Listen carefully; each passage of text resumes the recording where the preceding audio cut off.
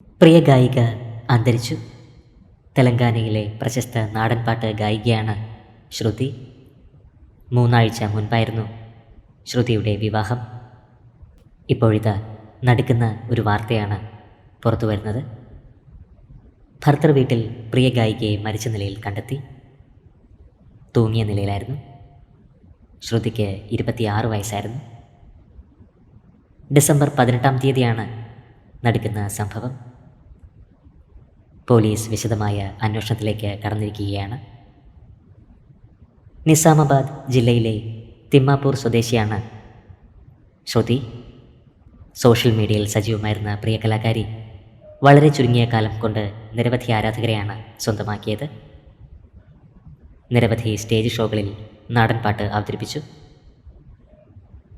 25-ാം വയസ്സിൽ ശ്രുതി അന്തരിച്ചു എന്ന വാർത്ത വലിയ നടുക്കമാണ് സൃഷ്ടിച്ചിരിക്കുന്നത്.